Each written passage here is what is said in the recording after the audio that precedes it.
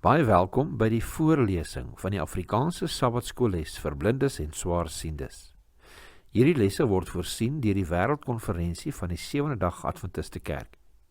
Die voorlesing van die les word aan u gebring deur SSL in samewerking met Adventiste Wêreldradio Afrikaans en word voorgeles deur Marlena Nel.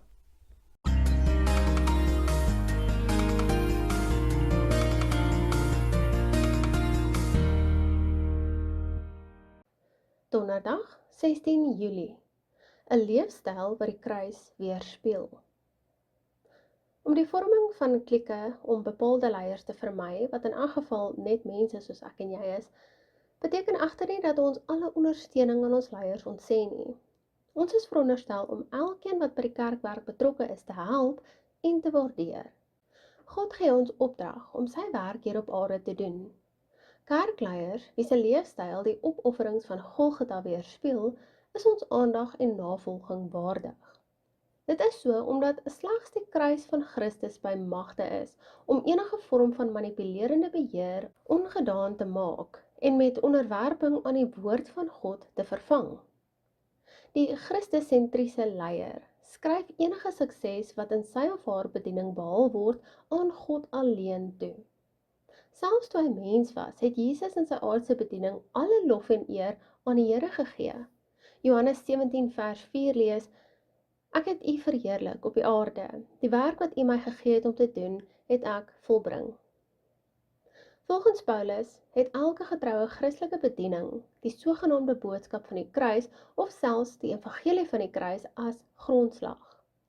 Die kruis van Christus is God se openbaring van sy wysheid en reddingsmag aan die wêreld.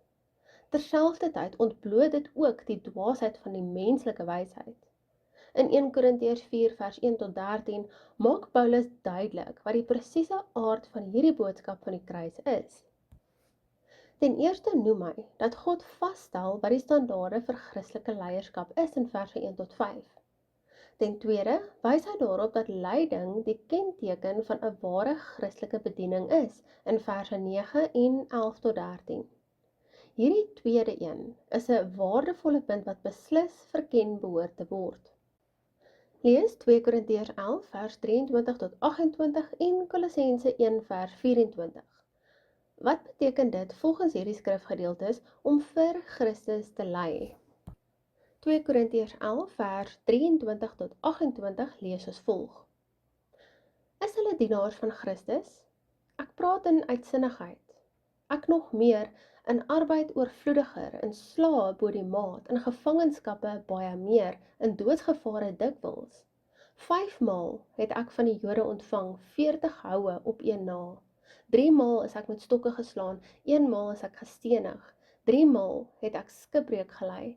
'n nag en 'n dag het ek op die diep water deurgebring, dikwels op reis, in gevare van riviere, in gevare van rowers, in gevare van my volk, in gevare van heidene, in gevare van die stad, in gevare van die woestyn, in gevare op die see, in gevare onder valse broeders, in arbeid en moeite, in slapelose nagte, dikwels in honger en dors, dikwels sonder ete, in koue en naaktheid, behalwe dit alles my daaglikse bekommernis, die sorg vir al die gemeentes.